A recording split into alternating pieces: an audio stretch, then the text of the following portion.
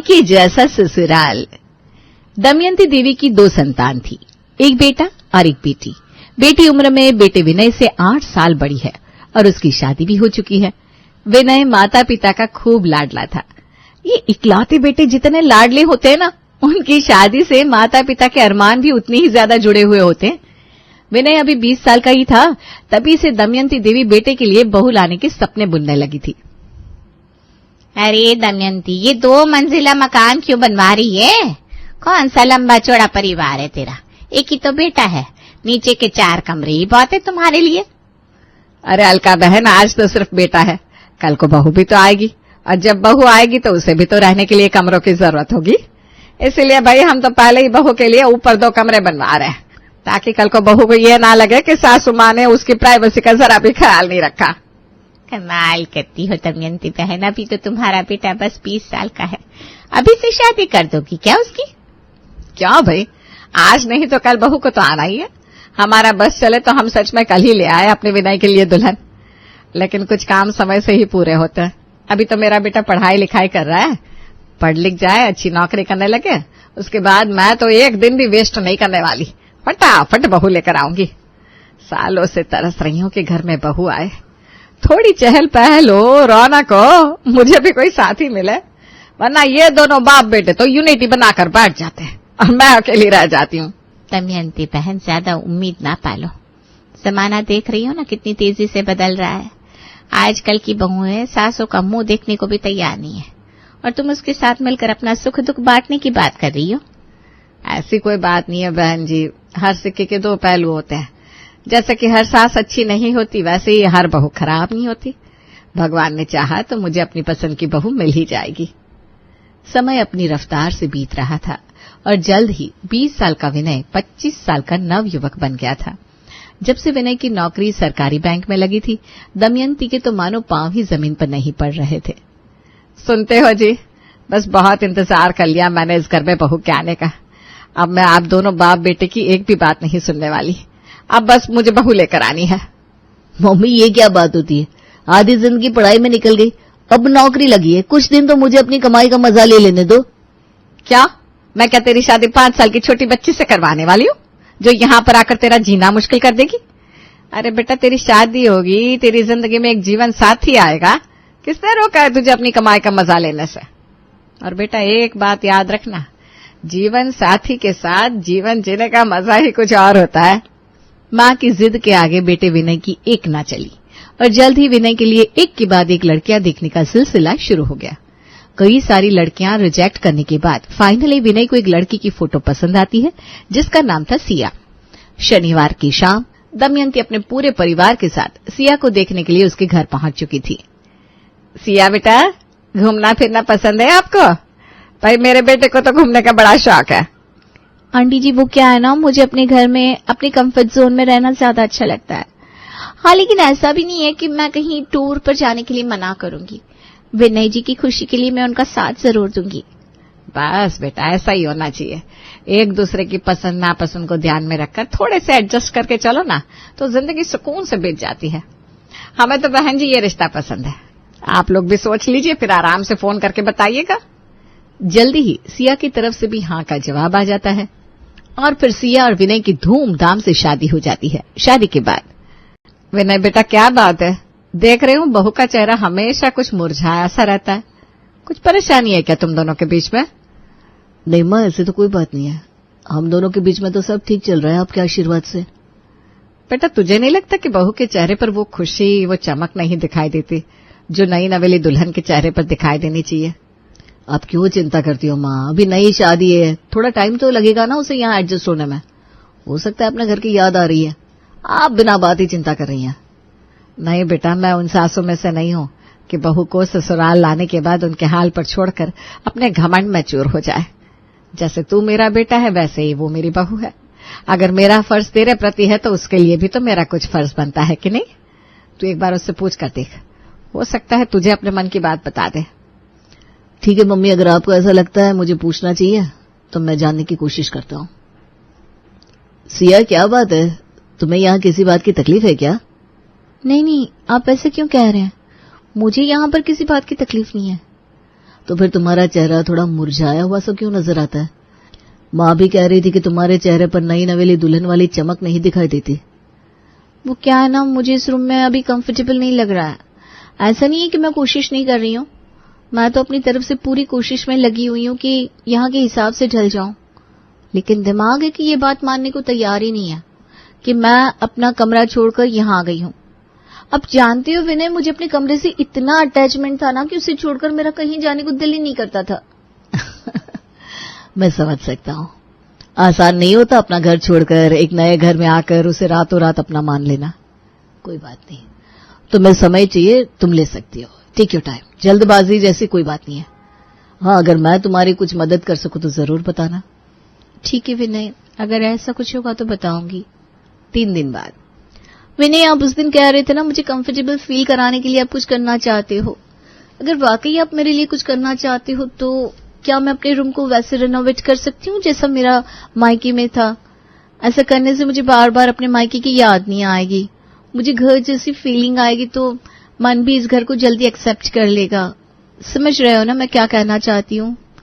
हाँ, बिल्कुल समझ रहा हूँ। ठीक है, मैं मम्मी से एक बार बात कर लेता हूँ, उसके बाद तुम्हें बताता हूँ। मम्मी, ऐसा नहीं है कि सिया को हमारे यहाँ के इंटीरियर से या बाकी चीजों से कोई प्रॉब्लम है, लेकिन आप समझ रहे हो ना, अभी उसे हर छोटी बड़ी बात पर अपने मायके की याद आती है। और आपको पता है वो अपने कमरे से कुछ ज्यादा ही अटैच थी। उसके कमरे की दीवारें, डेकोरेशन, पर्दे, सब कुछ उसकी पसंद का था, और यहाँ सब कुछ एकदम से बदल गया, इसलिए एडजस्ट करने में उसे थोड़ी सी प्रॉब्लम आ रही है।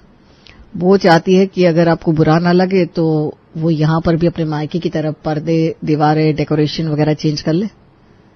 अरे बेटा, उसका कमरा उसी का कमरा है, उसे वो जैसे मन करे वैसे सजा ले, हमें उससे क्या एतराज हो सकता है भला। और बेटा, होता है, अपने घर की ना आदत हो जाती है, दुनिया के किसी भी कोने में चले जाओ, दिमाग अपने घर को ही ढूंढता रहता है। सास की तरफ से परमिशन मिलते ही सिया ने अपने कमरे के पर्दे, दीवारों का रंग, साज, सजावट सब बदलवाकर बिल्कुल अपने मायके जैसा करवा दिया था। एक बार सिया को मनमानी करने का अवसर क्या मिला, हम तो उसकी झिझक ही खत्म हो गई थी। मम्मी जी, नाश्ते में क्या बनेगा? बेटा, नाश्ते में तो तुम्हारे पापा जी कुछ हल्का फुल्का खाते हैं, तुम ऐसा करो पोहे बना लो। क्या माँ जी, नाश्ते में पोहा कौन खाता है? आपको पता है मेरे मायके में तो नाश्ते में रोज पराठे ही बनते थे, टेस्टी टेस्टी क्रिस्पी पराठे, खा के ना मूड बढ़िया हो जाता है। सास की तरफ से परमिशन मिलते ही सिया ने अपने कमरे के पर्दे, दीवारों का रंग, साज, सजावट सब बदलवाकर बिल्कुल अपने मायके जैसा करवा दिया नाश्ता था। ही तो करना है, जैसे पोहे से करते थे वैसे पराठे से कर लिया करेंगे, कोई चिंता की बात नहीं है बेटा। तुझे पराठे खाने की आदत है ना, तो पराठे ही बना लिया कर। ठीक है माँ जी। एक बात बताइए, आपने कभी सोचा नहीं कि अब आपको नया गैस चूल्हा ले लेना चाहिए? देखिए ना, आजकल कौन ऐसा स्टील वाला गैस चूल्हा इस्तेमाल करता है?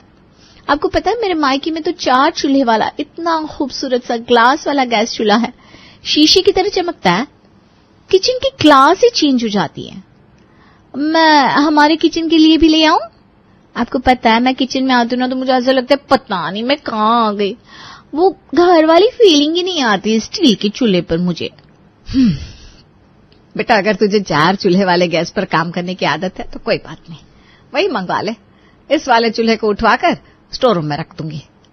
ठीक है, मैं बोल देती हूँ विनय से, शाम को ऑफिस से थोड़ा जल्दी आएंगे, फिर हम लोग साथ में जाकर खरीदारी कर लेंगे। हालांकि सास दमयंती ने सिया को सिर्फ उसके कमरे को उसकी पसंद के अनुसार बदलने की परमिशन दी थी, लेकिन सिया तो जैसे अब रुकने का नाम ही नहीं ले रही थी। मम्मी जी, कैसे सोफे रखे हुए हैं हमारे हॉल में, जरा सा भी कंफर्टेबल फील नहीं होता उनके ऊपर बैठकर। आपको पता है मुझे खाली टाइम में बुक्स पढ़ने का बहुत शौक है, लेकिन मैं बिस्तर पर लेटकर किताबें पढ़ना पसंद नहीं करती। उसके लिए ना एकदम कंफर्टेबल सा सोफा होना चाहिए, और उस पर बैठकर कॉफी पीते हुए बुक पढ़ो, उसका मजा ही कुछ और होता है। हाँ तो बेटा, तू पढ़ लिया करना सोफे पर बैठकर, किसने रोका है? वही तो कर रही हूँ ना मम्मी जी। ये सोफा कंफर्टेबल तो किसी एंगल से नहीं है, इस पर तो 10 मिनट बैठने के बाद मूड खराब हो जाता है। आपने मेरे मायके के सोफे देखे, कितने बढ़िया कंफर्टेबल, 1 घंटा भी बैठ जाओ तब भी कहीं से भी बॉडी पेन नहीं होता। इस सोफे पर बैठकर बिल्कुल भी घर वाली फीलिंग नहीं आती। नहीं बेटा, वैसे तो हमारे सोफे में अभी कोई खराबी नहीं है, हम तो इतने सालों से इसी सोफे पर बैठकर चाय पी रहे हैं, टीवी भी देख रहे हैं। अभी तुम्हें आदत नहीं है ना इस घर की चीजों की, इसीलिए तुम्हें थोड़ा अटपटा लग रहा है। वही तो मम्मी जी, मैं विनय से कहकर चेंज करवा देती हूँ ये सोफा।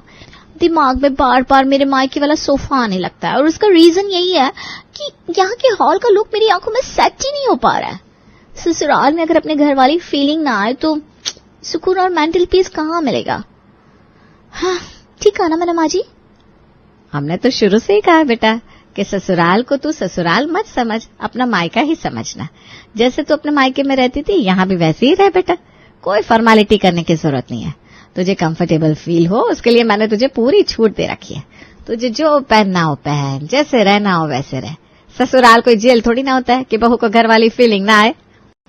बहू को कंफर्टेबल फील कराने के लिए दमयंती और उसके पति ने उसे किसी तरह के बंधन में नहीं रखा था। मायके की तरह उसे अपनी जिंदगी खुलकर जीने की पूरी आजादी दे रखी थी। बेटा पल्लवी आ रही है आज, पूरे 6 महीने बाद मायके आ रही है मेरी बेटी। आज बड़ी खुश हूं मैं। 2 दिन बाद पल्लवी घर आ गई थी, लेकिन सिया को जैसे ननद के घर आने से कोई फर्क नहीं पड़ा था। वो तो पहले की तरह 9 बजे तक अपने कमरे से सज सवर कर निकलती, सास के हाथ का बनाया हुआ चाय नाश्ता करने के बाद छोटे मोटे काम निपटाती और फिर अपने मैगजीन के पन्ने पलटने लगती। 2 दिन बाद, मम्मी जी मैं अपने मायके होकर आती हूँ, मम्मी की बहुत याद आ रही है। लेकिन बेटा यहाँ पल्लवी आई हुई है, तुम कैसे जाओगे? हमने तो फैमिली ट्रिप प्लान किया है ना। या पल्लवी दीदी के साथ आप लोग टाइम स्पेंड करिए ना मम्मी जी, बल्कि आप लोग हो आइए ना ट्रिप पर। बड़ी अजीब बात है बहू को अपनी ननद के साथ बैठना, समय बिताना, इसकी जरूरत ही महसूस नहीं हो रही।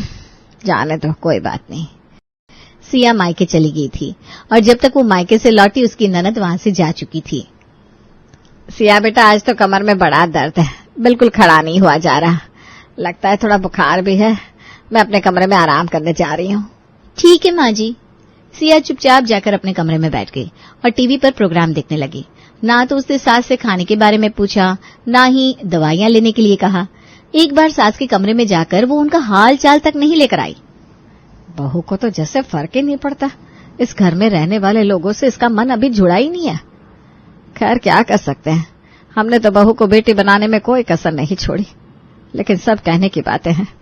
बहू ने ससुराल को अपने घर जैसा जरूर बना लिया है, लेकिन ससुराल में रहने वाले लोगों को अपना नहीं समझा। एक दिन रात के तकरीबन 9 बज रहे थे, तभी सिया की माँ का फोन दमयंती के पास आता है। सिया का फोन नहीं लग रहा, अब जरा उससे बात करवा देंगी? बहन जी वो तो घर में है नहीं, वो दरअसल अपनी सहेलियों से मिलने के लिए गई थी, अभी तक लौट के आई नहीं। क्या कहा आपने? रात के 9 बज रहे हैं, अभी तक घर नहीं लौटी? अभी 3 दिन पहले भी तो अपनी सहेली से मिलने के लिए गई थी ना वो। हाँ बहन जी, बच्ची है, गई होगी अपनी सहेलियों से मिलने। और दामाद जी वो भी साथ में गए हैं क्या? अरे नहीं नहीं बहन जी, वो तो ऑफिशियल टूर पर शहर से बाहर गया हुआ है। बिल्कुल हद कर रखी है इस लड़की ने। दामाद जी शहर में नहीं है और इतनी रात तक पता नहीं कहाँ घूम रही है अपनी सहेलियों के साथ। ससुराल में रहने के कोई नियम कानून होते हैं कि नहीं? आप कुछ कहती क्यों नहीं उससे? अगर अभी मायके में होती ना तो कान खींचकर सीधा कर देती मैं उसे। आपको एक बात बताऊं, हमारे यहाँ उसकी हिम्मत नहीं थी 7 बजे के बाद घर से बाहर घूमने की। हमने टाइम लिमिट दे रखी थी, चाहे जहां भी रहो 7 बजे तक अपने घर में लौट कर आना है। और आपने उसे इतनी छूट दे रखी है कि 9-9 बजे तक फोन ऑफ करके घर से बाहर घूम रही, और फोन करके घर में एक बार बताया तक नहीं कि वो कब लौटेगी। बहन जी अब मैं तो सास हूँ, अब मैं उसे रोकूंगी टोकूंगी तो फिर वही बात हो जाएगी ना कि सास तानाशाही चला रही है। ऐसे कैसे सोच लिया बहन जी आपने? अगर सिया ससुराल को मायका बना सकती है तो मायके में तो माँ ही मिलती है ना। माँ तो कान खींचकर टोकेगी भी और गलती करने पर 2 थप्पड़ भी लगाएगी, ऐसी होती है ना माँ। आपने भी तो अपने बेटे को ऐसे ही बड़ा किया होगा। अगर आप बहू के लिए ससुराल को मायका बना सकती हैं तो आपको अब सख्त मिजाज की माँ बनना पड़ेगा, वरना ये बिगड़ेल बच्चे हाथ से निकल जाएंगे आपके। आप समझ रही है ना मैं क्या कहना चाह रही हूँ?